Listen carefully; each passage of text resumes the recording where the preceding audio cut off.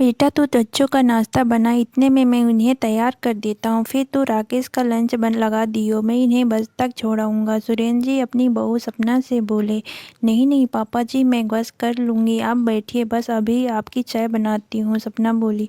अरे बेटा बन जाएगी चाय, मुझे कौन सा कहीं जाना है, तू पहले इन सब कामों से फ्री हो, तब तक मैं इन शैतानों को रेडी करता हूँ। सुरेंद्र जी हंसते हुए बोले। सपना हैरान थी, जो पापा जी माँ के रहने पर एक गिलास पानी खुद नहीं लेते थे, आज उनके जाने के 15 दिन बाद ही उसकी हर कामों में मदद कर रहे हैं। असल में सपना के परिवार में सपना के पति, सास, ससुर और 2 बच्चे, 6 साल का आकाश और 3 साल की कुहू थे। जब से सपना शादी होकर आई, उसकी सास ने उसे बेटी की तरह रखा, घर के कामों में सहयोग दिया।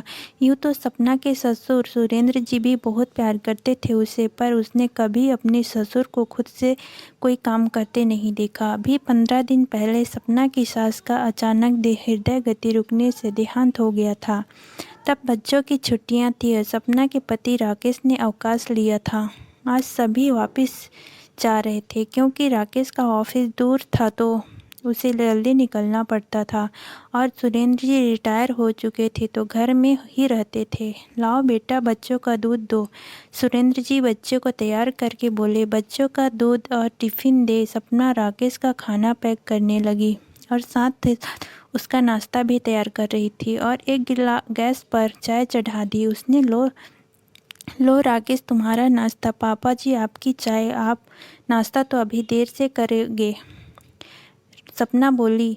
दे बेटा, तुम्हारा ही काम निपटे, वरना दोबारा रसोई चढ़ानी पड़ेगी। सुरेंद्र जी बोले। सुरेंद्र जी रोज सपना का ऐसी ही मदद करने लगे। सपना को कभी या कभी बुरा भी लगता और वो मना करती, पर वो प्यार से उसे कहते, कोई बात नहीं बेटा, सुनो आप पापा जी से बात करो ना, कोई बात है तो उन्हें परेशान कर रही है। एक रात सपना राकेश से बोली।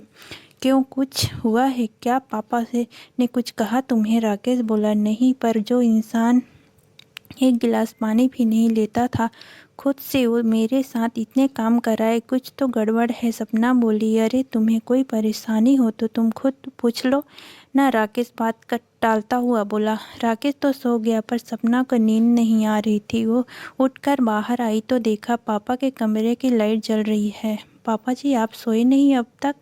तबीयत तो ठीक है आपकी? सपना कमरे का दरवाज़ा खटखटा कर बोली। अरे सपना बेटा अंदर आ जाओ, क्या बात है, तुम इस वक्त जाग रही हो? आगे आओ बैठो। सुरेंद्र जी बोले। मुझे नींद नहीं आ रही थी तो सोचा थोड़ा टहल लूँ, पर आप क्यों जगे हैं? सपना बोली। बस ऐसे ही बेटा, मुझे भी नींद नहीं आ रही थी। सुरेंद्र जी बोले। पापा आपसे एक बात पूछनी थी। सपना हिचकाते हुए बोली। हाँ बेटा बोलो, संकोच क्यों कर रही हो? सुरेंद्र जी बोले। पापा जी मुझसे कोई गलती हुई है क्या? आप मुझसे नाराज़ हैं या मेरी कोई बात बुरी लगी आपको? सपना बोली। नहीं तो बेटा, पर क्यों पूछ रही हो तुम ऐसा? सुरेंद्र जी हैरानी से बोले। पापा जी इतने दिन से देख रही हूँ आप मेरी हर काम में मदद करते हैं, जबकि मम्मी जी के सामने आप एक गिलास पानी भी नहीं लेकर पीते थे। सपना से नीचा कर बोली।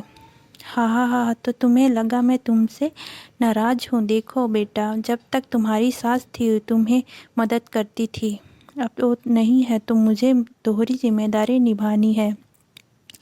मेरे लिए जैसे राकेश वैसे तुम, जैसे मैं उसकी सुख सुविधा का ध्यान रखता हूँ, तुम्हारा रखना भी मेरा फर्ज है।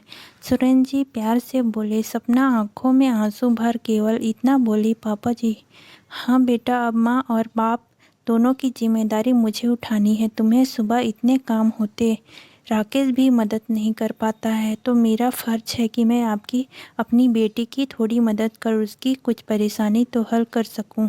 समझी बुद्धू, मैं नाराज़ नहीं हूँ तुमसे। सुरेंद्र जी प्यार से सपना का सिर पर हाथ फेरते बोले। सपना अपने ससुर के गले लग गई। आज उसमें अपनी ससुर के में अपनी पिता नजर आ रहे थे। सच में पिता ही होता है, फिर चाहे ससुर के रूप में हो क्यों ना हो। दोस्तों आपको कहानी अच्छा लगे तो चैनल को लाइक, सब्सक्राइब एंड शेयर ज़रूर करें। धन्यवाद।